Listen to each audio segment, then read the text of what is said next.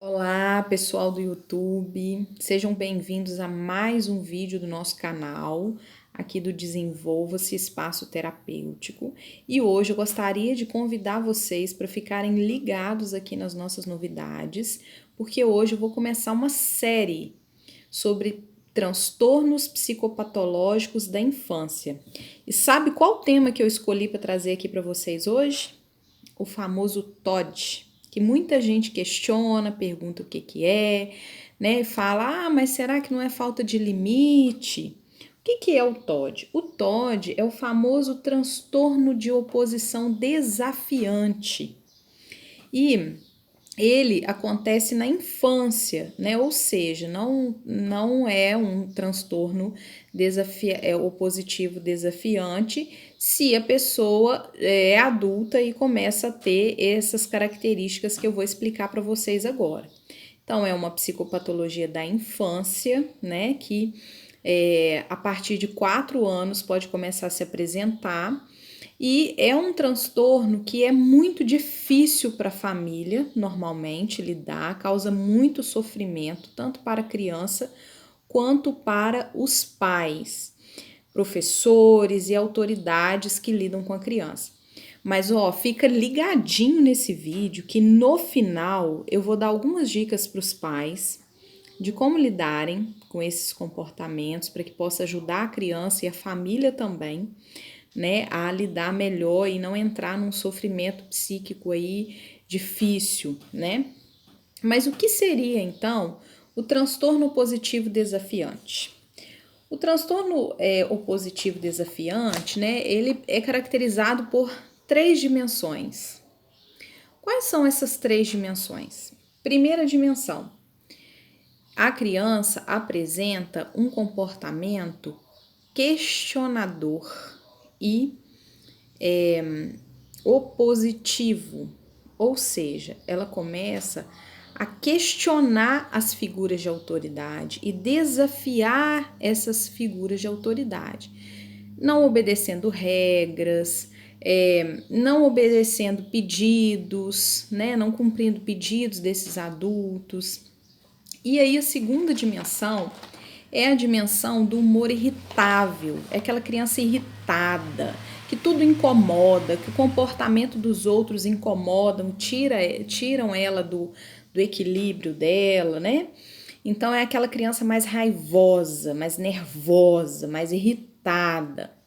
E aí, a terceira dimensão é que a criança, ela é uma criança vingativa, né?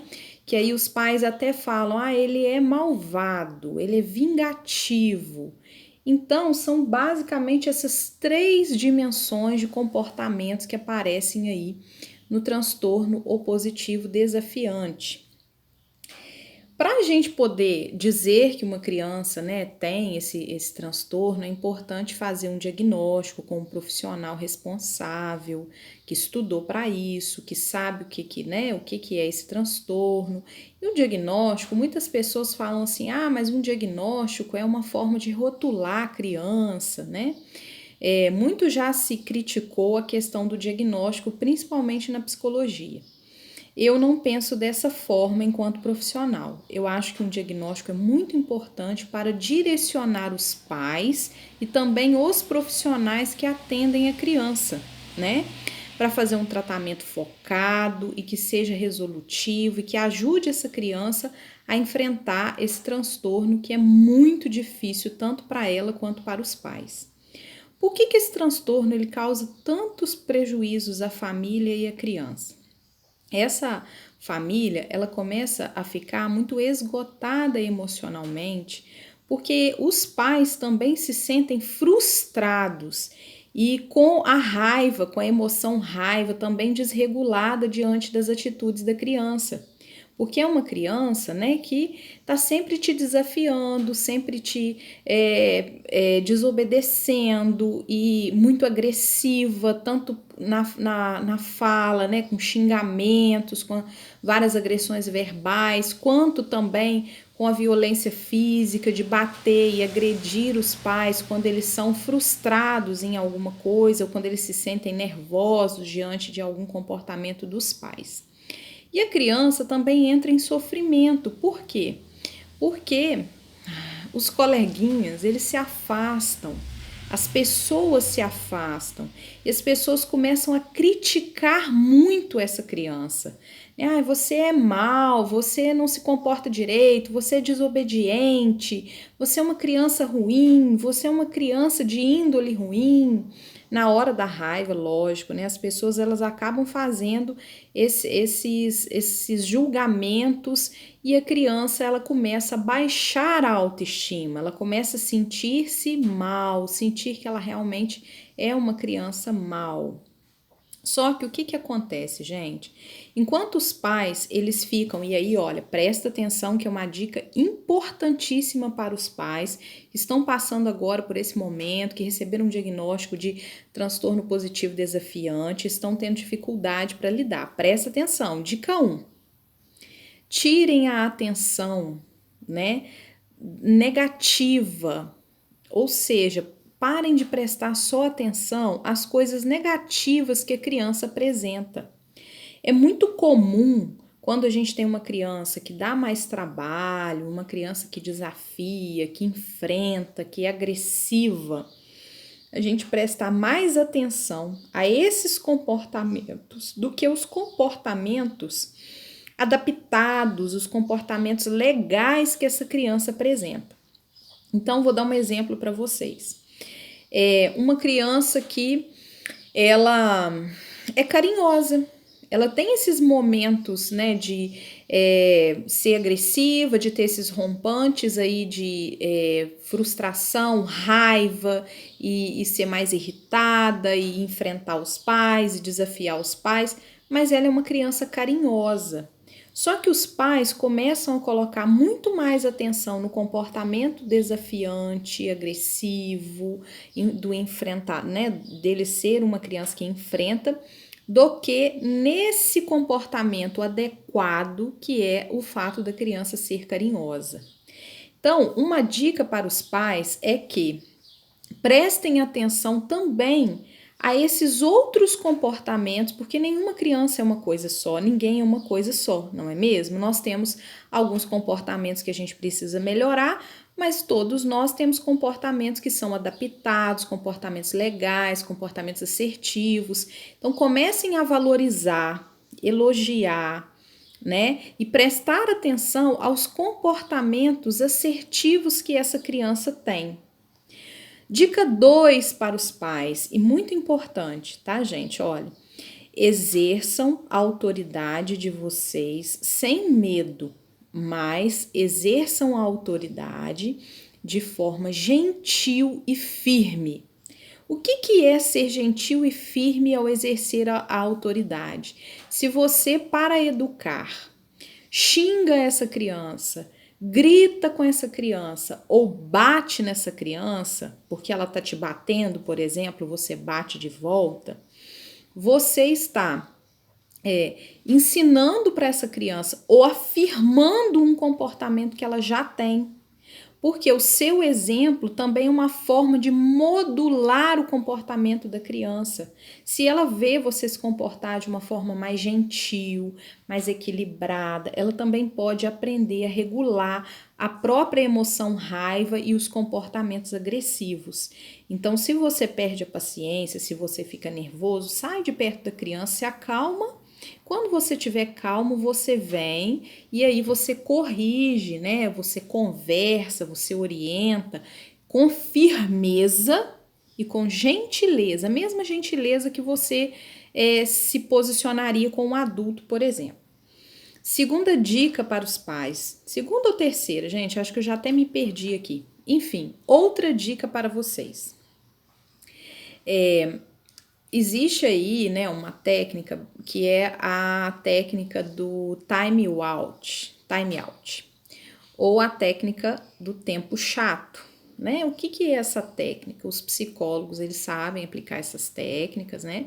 E eles podem ensinar também para a família, que é diante de um comportamento de bater em alguém, quebrar algum objeto, quebrar algum objeto com intenção, tá, gente? Porque às vezes pode acontecer por acidente e aí a criança não deve ser punida, ela deve ser orientada, tomar mais cuidado, mas não punida quando é por acidente, né?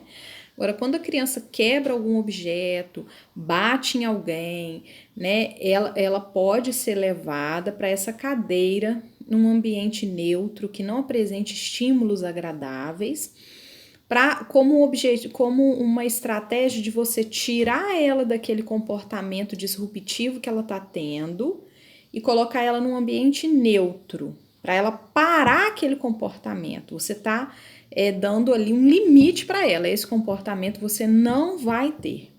E aí, depois que passa-se os minutos, né? Os minutos que ela deve ficar lá, eu vou explicar para vocês, não sai daí, tá? Que eu vou falar para vocês quantos minutos cada criança deve ficar. Você conversa com ela, olha, você ficou aqui na cadeira do tempo chato, né? Ou do time out, para você pensar ou porque você não pode bater nas pessoas, você não pode quebrar os objetos da casa, né? Os objetos da casa, eles têm um valor, eles foram comprados, então você não pode fazer isso, certo? Ok? E aí você tira a criança, tá? Mas quantos minutos ela deve ficar nessa cadeira, né? Ela deve ficar nessa cadeira 1 minuto por idade, né? Então, se a criança tem 4 anos, 4 minutinhos. Se ela tem 5 anos, 5 minutinhos. Essa cadeira ela só deve ser usada em momentos extremamente delicados, onde a criança está agredindo alguém, né, onde a criança está quebrando alguma coisa, que ela está tendo uma conduta aí muito agressiva, muito disruptiva. Por quê? Porque se você fizer isso com todo o comportamento, essa técnica não vai funcionar mais. E o objetivo é você exercer sua autoridade também conversando, orientando e sendo firme. Então, essa é apenas uma estratégia. Existem várias outras estratégias. Lembra que eu falei para vocês que eu ia deixar aqui qual é a técnica mais reconhecida pelos estudos científicos como as que realmente ajudam a criança com TOD a melhorar? Então, a técnica mais reconhecida é a de treinamento de pais. Por quê? Porque esses pais, eles precisam aprender, né, como administrar as contingências junto dessa criança. Quais são as contingências? Os picos de raiva, de frustração, de agressão, né, de comportamento vingativo. Então, os pais, quando eles são preparados para lidar com esses momentos, exercer sua autoridade de forma firme, porém bem regulada, né, sem usar agressividade, sem repetir o mesmo comportamento da criança, essa criança consegue aí modular esse comportamento, né? E aí mudar aí então esse quadro desses comportamentos desadaptados que trazem tantos prejuízos para ela e para os ambientes onde ela frequenta, escola, né, amigos, família, tá bom? Eu espero que vocês tenham gostado desse vídeo. E se vocês quiserem saber mais alguma coisa, pode deixar aí seu comentário aqui embaixo, que eu respondo assim que puder. Se você não gostou, também deixa aí o seu comentário, por que você não gostou, o que você espera que tenha nos próximos vídeos. Deixe seu like para nos ajudar aqui no canal, para a gente continuar produzindo vídeos. E se inscreve para você receber os nossos novos vídeos, inclusive os dessa série que eu comecei agora, que é a série aí dos transtornos psicopatológicos da infância. O próximo transtorno que eu vou tratar aqui com vocês é o TDAH, tá? O transtorno do déficit de atenção com hiperatividade. Se você quer saber mais sobre esses transtornos. Se são do seu interesse ou de um interesse de algum amigo, de alguém que está passando por isso, marca essa pessoa, compartilhe o vídeo com ela e vamos ajudar as pessoas que precisam de mais conhecimento na área da psicologia infantil, tá bom? Um grande abraço, até o próximo vídeo.